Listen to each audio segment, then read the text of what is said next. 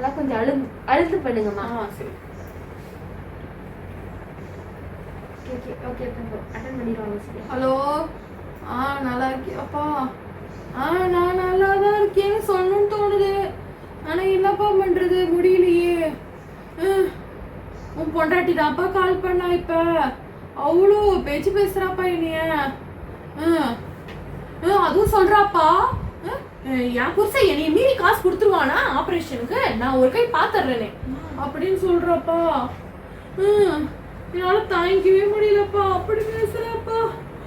அப்புறம் சொல்றான், நானு என் புருஷன் என் பிள்ளைங்க தான் உங்க குடும்பம், நீங்க கிடையாதுன்னு சொல்லிட்டாப்பா. அப்ப நான் உங்க குடும்பம் இல்லையாப்பா, சொல்லுப்பா. என்னை பார்த்து அப்படி பேசிட்டாப்பா. எப்படி ஆபரேஷனுக்கு அவர் காசு கொடுக்குறாருன்னு பாக்குறேன்னு சொல்லிட்டாப்பா.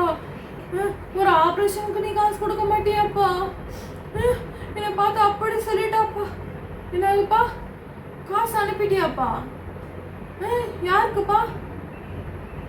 ஓ, அந்த தங்கச்சி போனுக்கு அனுப்பியிருக்கியாப்பா, ரொம்ப சந்தோஷம்ப்பா.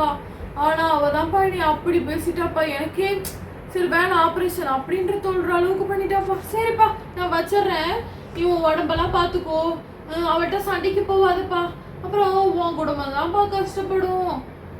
சரிப்பா நீங்க பாத்துருங்க, சண்டைக்கு போயிடாத, பிள்ளைங்களெல்லாம் பாத்துக்கோ. சரிப்பா. சரிப்பா. சரி ஓகே வச்சிடறேன்ப்பா. அம்மா நல்லா ஒரே சாப்பிட சொல்லிருக்கணும்.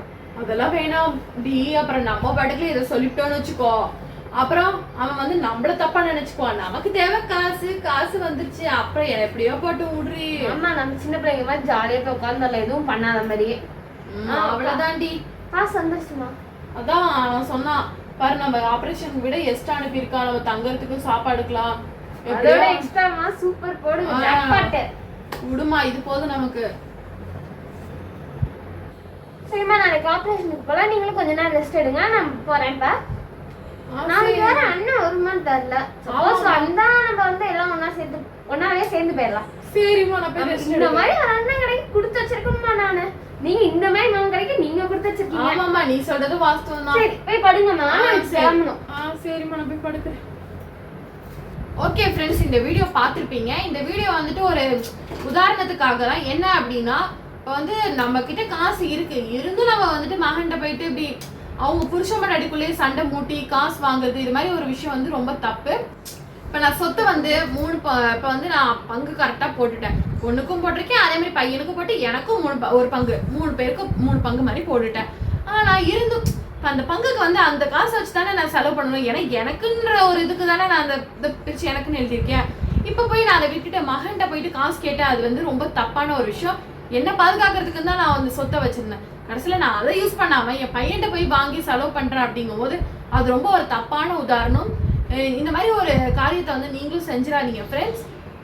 நம்ம மேலே ஒருத்தவங்க பாசமாக இருக்காங்க இருக்கும்போது நம்ம வந்து அதை வந்து தவறுதலாக யூஸ் பண்ணுறதுங்கிறது ரொம்ப தப்பான ஒரு விஷயம். ஓகே ஃப்ரெண்ட்ஸ், இந்த மாதிரி பண்ணாதீங்க. இந்த வீடியோ பிடிச்சிருந்தா லைக் பண்ணுங்க, ஷேர் பண்ணுங்க, கமெண்ட் பண்ணுங்க, சப்ஸ்கிரைப் பண்ணுங்க, மறக்காம அந்த பெல் ஐகானையும் தட்டி விடுங்க friends. Thanks for watching this video friends. Bye.